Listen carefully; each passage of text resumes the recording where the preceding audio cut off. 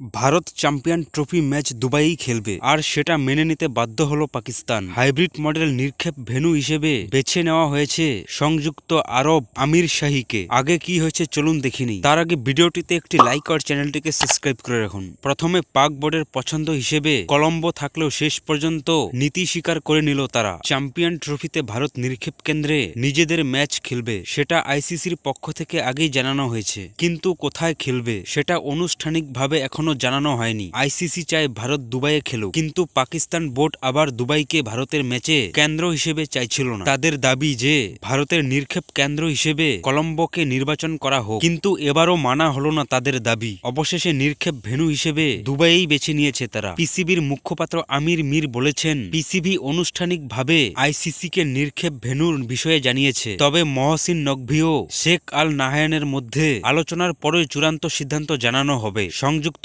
আরব আমির শাহী cricket বোর্ডের chairman Sheikh আল নাহায়ান এই মুহূর্তে পাকিস্তানে আছেন, অর্থাৎ ভারতের ম্যাচ হবে দুবাইতেই। কিন্তু কেন কলম্বের দিকে ঝুঁকেছিল পাক বোর্ড? কারণটা হলো কলম্বের ভারতের ম্যাচ আয়োজন হলে খরচ তুলনামূলক অনেক কম, তখন পিসিবির ঘোষাগারে অনেক কম অর্থ থাকবে। আর দুবাইয়ে খেলা হলে যা নাকি হবে না। আর তাছাড়া দুবাইয়ে খেলা হলে গেট মানি যে পুরোপুরি পাকিস্তান পাবে তারও কোনো গ্যারান্টি নেই। তবে শেষ পর্যন্ত সেটাই মেনে নিল তারা। উল্লেখ্যে 2024 থেকে 2027 পর্যন্ত সমস্ত আইসিসি টুর্নামেন্ট সমস্ত ভারতের পাকিস্তানের ম্যাচ নিরপেক্ষের কেন্দ্রে খেলা হবে। টুর্নামেন্ট আয়োজন করা হবে, তাদের পছন্দ মতো নিক্ষেপ কেন্দ্র নির্বাচন করা হবে। সহজ কথায় 2027 সাল পর্যন্ত আইসিসি টুর্নামেন্ট ভারত ও পাকিস্তান দু দেশের ক্ষেত্রেই হাইব্রিড মডেল অনুসরণ করা হবে। অর্থাৎ আগামী বছর মহিলা বিশ্বকাপ এবং 2026 সালে টি-20 বিশ্বকাপ ভারতে আয়োজিত দুটো টুর্নামেন্ট পাকিস্তান খেলতে আসবে না, তারা নিজেদের ম্যাচ খেলবে নিরপেক্ষ কেন্দ্রে।